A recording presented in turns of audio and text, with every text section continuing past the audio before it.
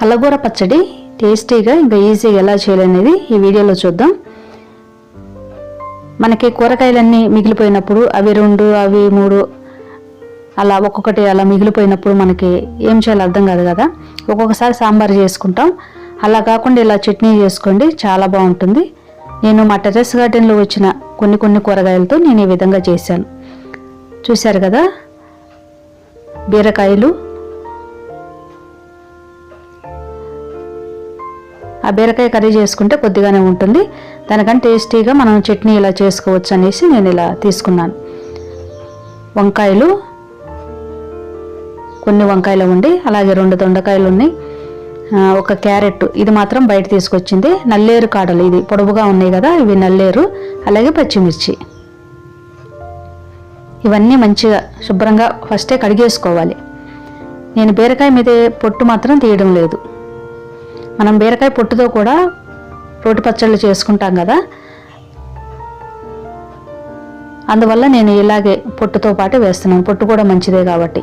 అదే కాకుండా మా టెర్రస్ గార్డెన్లో వచ్చిన మన చేతితో మనం పండించుకున్న కూరగాయలు కాబట్టి ఏ విధమైన పురుగు మందులు అలాంటివి ఏమి ఉండవు కాబట్టి నేను డైరెక్ట్గా ఇలా పొట్టుతో సహా వేసేస్తున్నాను.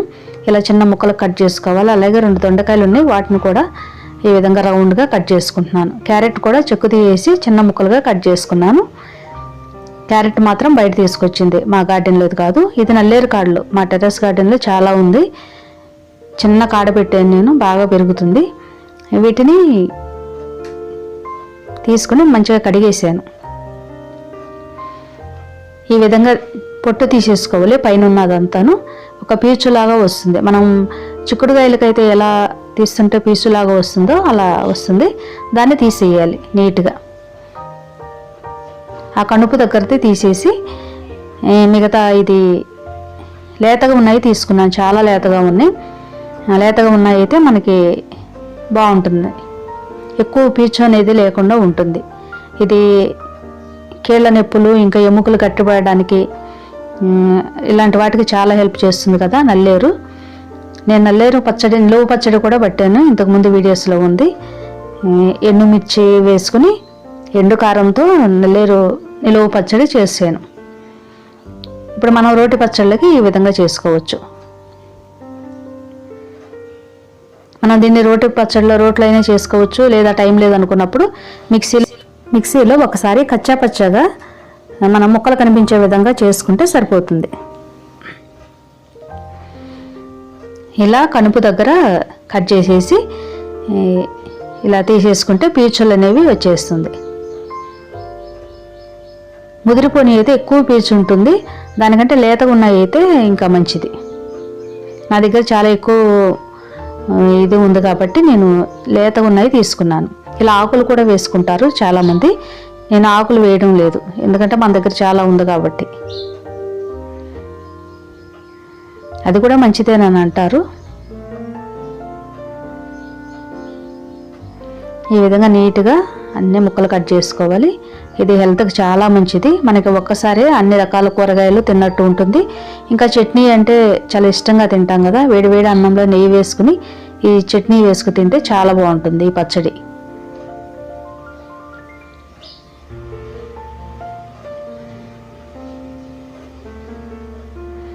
ఈ విధంగా అన్ని ముక్కలు చేసుకుని పెట్టుకున్నాను. మనం ముందే అన్నీ రెడీ చేసుకుంటే చట్నీ చేసుకోవటం చాలా ఈజీ.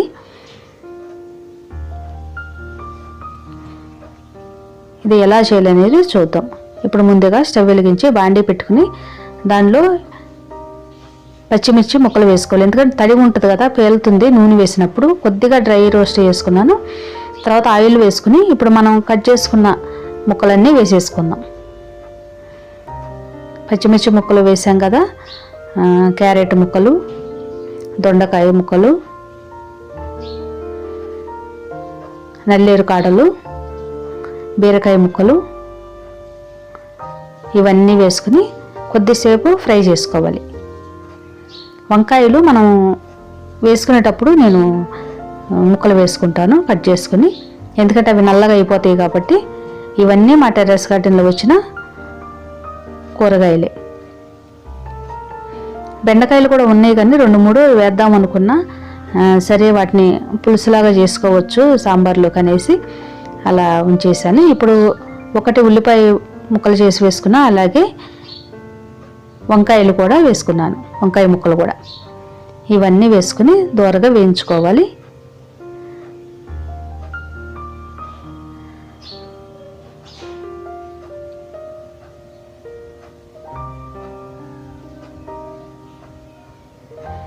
దీనిలో కొద్దిగా సాల్ట్ వేసుకోవాలి. సాల్ట్ వేసుకుంటే కూరగాయ ముక్కలన్నీ త్వరగా ఉడుకుతాయి. దీన్ని ఒకసారి తిప్పుకొని మూత పెట్టి కాసేపు మగ్గించుకోవాలి. మూత పెట్టుకుని కాసేపు స్టవ్ మీద అలా ఉంచుకుంటే మెత్తగా ఉడుకుతాయి, ఆవిరికి మంచిగా అవుతాయి.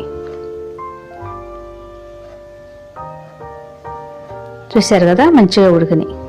ఇప్పుడు దీనిలో కొద్దిగా చింతపండు వేసుకోవాలి. ముందుగా కడిగేసి వాటర్లో దీనిలో వేసుకున్నాను. ఆ వేడికి కొంచెం అది కూడా మెత్తబడుతుంది.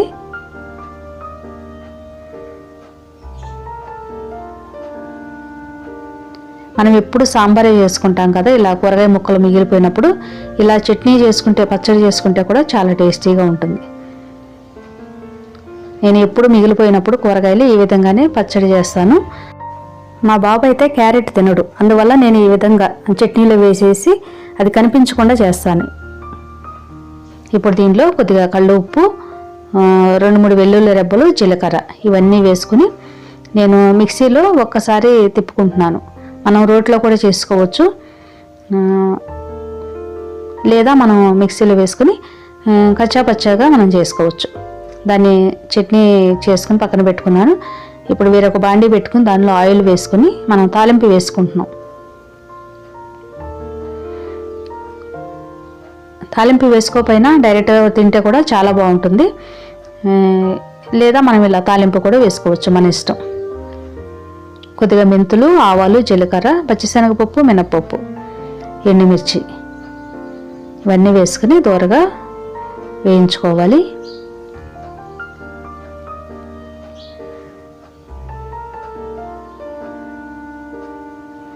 ఇప్పుడు దీనిలో దంచిన వెల్లుల్లి వేసుకోవాలి. వెల్లుల్లి ఫ్లేవర్ కూడా చట్నీ, ఈ రోటి పచ్చడిలోకి చాలా బాగుంటుంది కదా, ఏ పచ్చడిలోకైనా సరే చాలా బాగుంటుంది.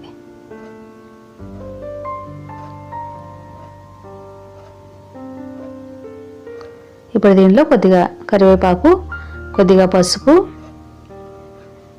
అలాగే ఇంగువ ఇవన్నీ వేసుకోవాలి. కొద్దిగా ఒక్కసారి ఫ్రై ఇలా తిప్పుకుని గరిటెతో మనం స్టవ్ ఆఫ్ చేసుకుంటే సరిపోతుంది. పసుపు కూడా మంచి కలర్ ఉంటుంది, అలాగే యాంటీబయాటిక్ కూడా పనిచేస్తుంది కదా. పసుపు హెల్త్కి మంచిది కాబట్టి ప్రతి ఒక్క దాంట్లో వేసుకుంటాం కదా, అలాగే చట్నీలో కూడా కొద్దిగా వేసుకోవాలి. మంచిగా కలర్ఫుల్గా ఉంటుంది, ఇంకా హెల్త్ కూడా మంచిది. అలాగే కొద్దిగా ఇంగ వేసుకొని ఒకసారి తిప్పుకుని స్టవ్ ఆఫ్ చేసుకున్నాను.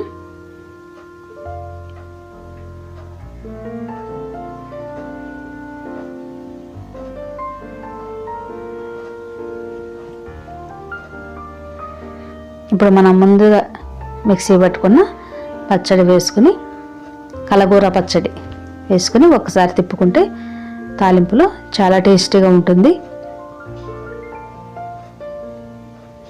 మనం ఇది దేనిలోకైనా బాగుంటుంది, చపాతీల్లోకి, ఇంకా దోశల్లోకి, దేనిలోకైనా చాలా బాగుంటుంది. ఇది రైస్లోకి, విడివేడి అన్నంలో నెయ్యి వేసుకుని తింటే కూడా చాలా బాగుంటుంది. కూరగాయ ముక్కలు చూడండి అక్కడిక్కడ కొద్దిగా కనిపిస్తున్నాయి, అక్కడక్కడ అలా కచ్చాపచ్చాగా చేసుకో. రోట్లో అయితే ఇంకా మంచిగా కనిపిస్తుంది, కానీ నేను మిక్సీలో ఫాస్ట్గా అయిపోవాలనేసి ఇలా చేశాను. చూశారు కదా, మీరు కూడా తప్పకుండా ట్రై చేయండి. ఈ కలగూర పచ్చడి మీకు నచ్చింది అనుకుంటున్నాను. మీరు కూడా ఒకసారి తప్పకుండా ట్రై చేయండి, చాలా టేస్టీగా ఉంటుంది. ఈ వీడియో మీకు నచ్చినట్టయితే ప్లీజ్ లైక్ చేయండి, షేర్ చేయండి మీ ఫ్రెండ్స్ అండ్ ఫ్యామిలీ మెంబర్స్కి. అలాగే మా ఛానల్ని తప్పకుండా సబ్స్క్రైబ్ చేసి పక్కనే ఉన్న బెల్ సింబల్ని క్లిక్ చేసి ఆల్ అనే ఆప్షన్ ఎంచుకుంటే నేను వీడియో పెట్టగానే వెంటనే మీకు నోటిఫికేషన్ వస్తుంది. ఇలాంటి వీడియోస్ కోసం నా ఛానల్ని సబ్స్క్రైబ్ చేసి నాకు సపోర్ట్ చేయండి. Thank you for watching.